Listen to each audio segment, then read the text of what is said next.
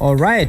Good morning and welcome back to Daybreak. Of course, this is the time that we want to bring you the interview. Spoke to the Cabinet Secretary in charge of National Treasury, that is Ambassador Ukur Yatani, who, of course, started by asking him on the clarity about the money that has been spent as part of intervention towards the COVID-19. Just take a listen. There've been incorrect information by one of the newspapers that we have so far spent 40 billion to manage and to address the issue of corona. That is far from truth. Mm-hmm. It has no semblance of what we said or what we presented to the committee. The correct position is that we have a number of interventions. The immediate interventions that we need to support the health sector, address the problem of dealing with the quarantine, creating wards which are, isolation wards, dealing with the issues of masks, dealing with the issues of other equipment towards supporting this. Mm-hmm. Number two was to address, the issue of the economy by stabilizing the economy, by making sure that life near normal can be preserved and maintained and sustained over time. You said that you spent some money with the health sector as well as security sector. I don't know if you have the figures for that. And then secondly, when you said that you were asking for some money to continue managing the coronavirus situation in the country, do you have specifics and what will be being financed? From World Bank, the second week of the challenge we got 1 billion shilling, equivalent to 1 billion shilling. After another 2 weeks, we got 5 billion shillings. So together we got from World Bank 6 billion. Mm-hmm. And the 6 billions are specific for the health sector. Mm-hmm. So the money, we just released that money to the health sector, and they were using for the very for activities that we are actually seeing. Mm-hmm. Creating of wards, supporting health institutions, in the counties, a number of things, buying of masks, buying of other equipments, gears for the doctors, for the medical staff. All these were ongoing. Mm-hmm. But the money that is domiciled within Treasury and can only be released through an appropriate intervention through the budget is what we went to request Parliament to allow us to use it. And these interventions, in some situations of extreme emergencies, we, to some limited extent, Treasury can access limited resources and take to Parliament for approval. Mm-hmm. Is there any money that has specifically been spent towards this apart from the 6 billion from the World Bank? Yes. Normally, in our constitution under Article 223, the Cabinet Secretary, National Treasury is allowed to spend close to 10% of the budget if he so desires, but to spend on areas that were not planned for in the budget, on emergencies, on situations that requires immediate release of finances. Mm-hmm. So what we did, we have incurred limited expenditure towards the support of this. And what are these? From the National Coffers, we have given 540 million to health sector, to Ministry of Health. Mm-hmm. We gave 620 million to Ministry of Water, sinking boreholes, equipping and construction of water tanks for immediate water distribution within the informal settlements. And we've also given limited cash transfers of about 1.3 billion to the Social Protection Department for immediate transfers to families who are affected as a result of lack of jobs or families in their situation and they are not on the ordinary, normal cash transfer program, mainly within the slum areas. In Nairobi? In Nairobi. Okay. But we are not only in Nairobi, but also in parts of Mombasa, Kwale, Kilifi, areas that the cessation of movement is actually going beyond the curfew. Right now, there are no movement in or out of those areas. Okay, speaking of that, because I think when the president spoke, was it last week or the week before, he spoke about this social protection beginning immediately within Nairobi. How far is that program? I don't know if you're the right ministers to respond, but how far is that a program, and how many Kenyans have so far been identified as would-be beneficiaries? It's being dealt with the Ministry of Interior and State Department of Social Protection, and I'm informed by last week, 80,000 families received 2,000 shillings from this program. And it's going to be a weekly intervention. Families that got 2,000 this week, next week they'll also get another 2,000 for as long as we can manage. Then there was the directive by the president that there needs to be a welfare package for healthcare workers to be done by the Ministry of Health and the Public Service Ministry. We are working on that, and the minister, the cabinet secretary for public service, and a team from Treasury are towards the tail end of coming up with a program, and the money has been ring-fenced for the purpose. But the final details on the implementation matrix is going to be, I hope it's going to be ready by next week. Do you know the amount? It's close to 4 billion. Okay. Yeah. Would you know the estimate of how much it will cost the country to manage the coronavirus directly, dealing with the disease? Let me tell you, your question, there are a number of variables that will determine how much money will be required in 1 month, in 2 months, in 3 months. It does not only depend on time, but it also depends on the severity. Who knows, maybe in the next 2 or 3 months, the disease will have gone. Who knows, the number will have even maybe more than triple. So it depends on the number of people under care and the level of enforcement. Suppose you go now beyond the current enforcement to something else like a lockdown. The cost will definitely be more. A number of things will come into place. The budget committee reported that there is already an impact of 122 billion shillings of revenue that will be lost because of the tax measures that have been introduced and now passed. Is that the case? Former, let me tell you, the impact on the revenue as a result of the intervention by Treasury is much more than 122. It's 172 billion. The tax foregone as a result of reduction of VAT from 16 to 14% will reduce our revenue by 49 billion. The various areas of income, income tax reduction, up to 24 million, up to 24,000, any worker earning 24,000 Kenyan shilling will be exempt from payment of taxes. And then the rest actually is a reduction from 30% to 25%. This also includes the corporates. The reason as to why we identified the corporates is because we want to sustain, we had engagement with the private sector alliance that if we now carry out this intervention, VAT and income tax or corporate tax, we agreed that they are not going to lay off people. So the net effect of all this tax relief that we have given, including VAT, income tax, turnover tax, and all these, will have foregone 172 billion in revenue. Of course, revenue has been falling behind. And it's been falling behind because a number of, like now, when the first case was dictated in China, import went down. Our imports from China and other sources went down. That means we are going to earn now lower revenue from the import duty. If you now look at all the hotel industries, the taxes that we've been earning from hotels, tourism, use of facilities at the airport, all those will have actually gone down. So the loss might actually be bigger than 172 billion. Yes. Okay, all right. So with all that's why actually now, at the moment, the budget framework we had at the start of this financial year is no longer realistic, it's no longer sustainable. With all this revenue shortfall, how then do you continue to finance some of the programs like social protection and obviously supporting the various other committees that you're talking about? If you looked at our supplementary budget, we've drastically reduced on our normal day-to-day expenditure.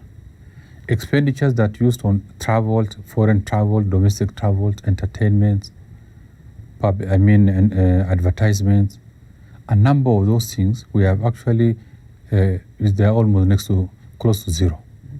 Number two, we've also cut down on the implementation of quite a number of development projects, which are key. But faced with the reality to have development in the future and making sure that nobody suffers, we'll go for the immediate challenge.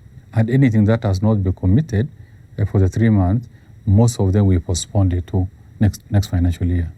hoping that the situation will have improved and stabilized. Mm-hmm. Yeah, and it's that money now that we're using for social infrastructure, social investment, cash support, cash transfer support, healthcare, water, a number of these additional things to make sure that we try to manage under the circumstances. Do you know the size of those development programs that have been suspended?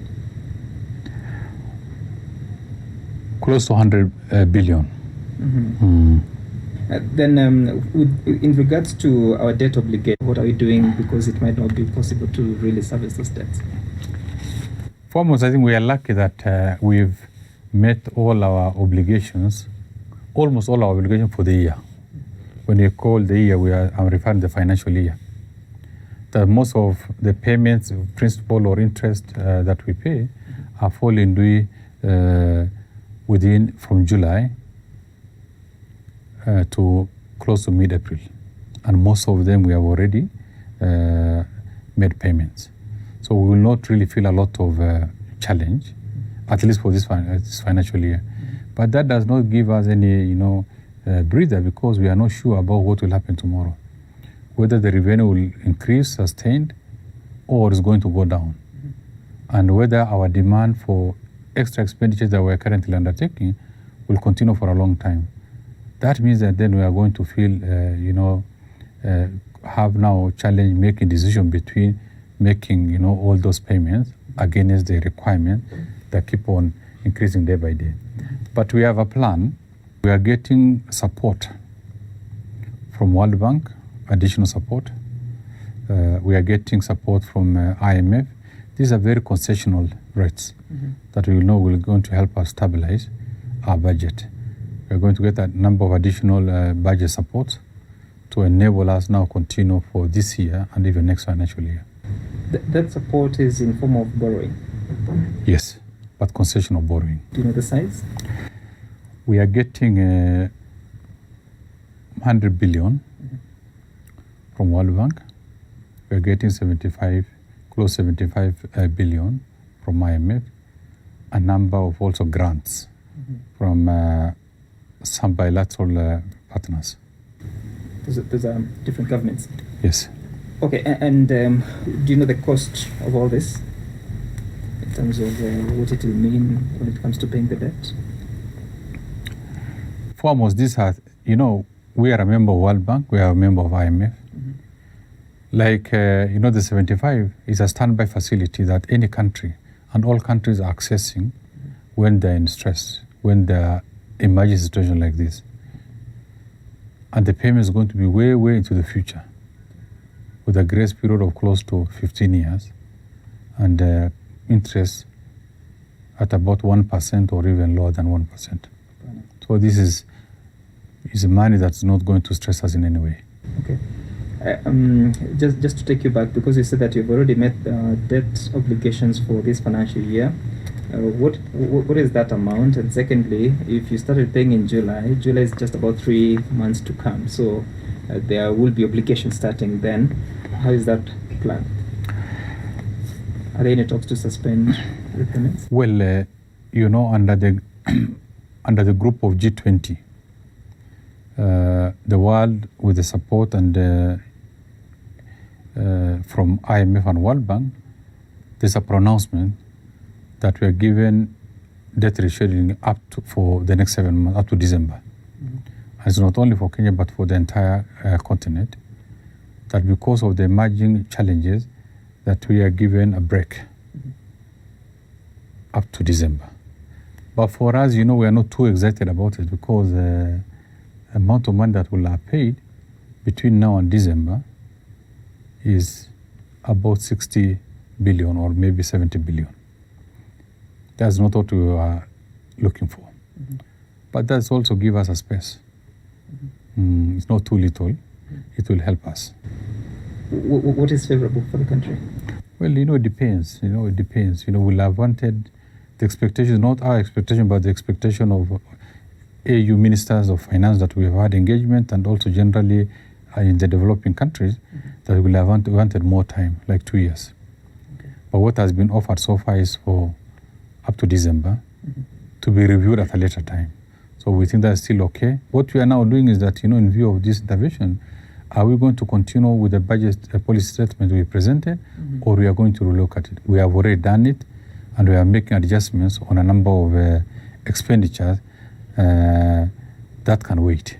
Does the law allow you to recall a policy statement, or to have to take a supplement? We are going to do as, we have not done the estimates. Okay. Yeah. We are going to do next week. And now next week we are going to do with the new intervention in mind. We are not only working as a Kenya, as a country alone, but within a framework of countries. So, and engaging, under the Paris Club, we are working together under the ambit of World Bank, IMF. So the engagements are on and not concluded to date. Yeah. Anything specific with China and Chinese institutions? Foremost, they are part of the G20. They're part of the global community, and they engage. They're also under the same framework. So there's no Kenya-China engagement on debt? Within the framework of all the countries. Okay. Yeah. Okay, all right. Then therefore, because that pronouncement that was made by the G20 is a very important catalyst or impetus now to engaging bilateral at an appropriate time. But because we have not fully finalized, we think we can get more time beyond December. That's what we are concentrating on now. As soon as we do that, then we are going to engage bilateral partners on their own.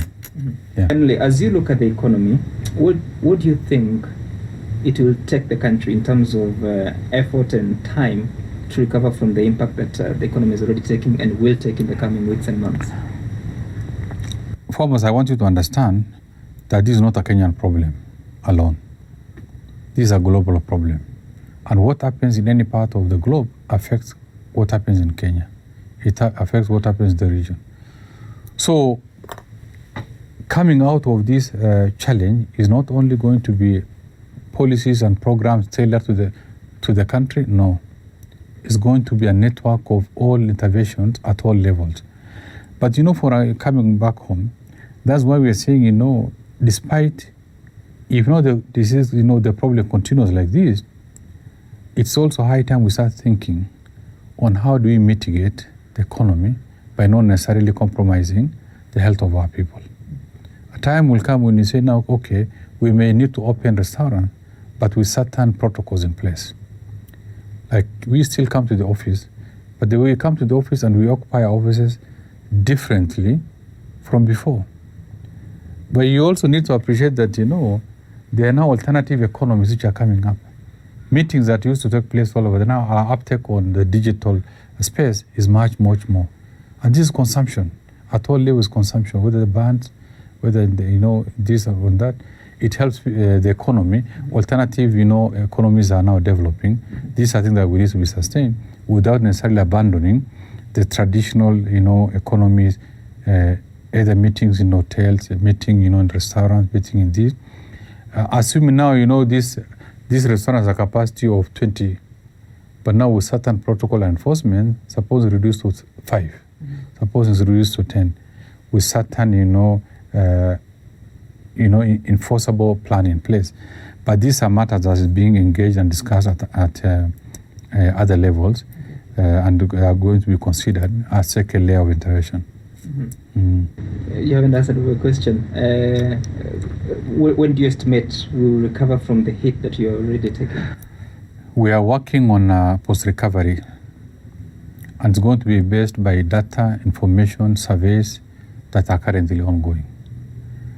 You have no idea. It can be long, can be 3 months, but we are giving ourselves projections up to September, hoping that the situation globally, our plans are now at that level, but they remain a plan.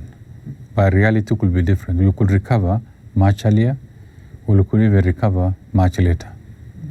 Every single week, scenarios are changing. The plans are changing. And we are trying to adjust and plan in the future so that we mitigate the shocks, but also without losing the ultimate end of making sure that the economy remains afloat.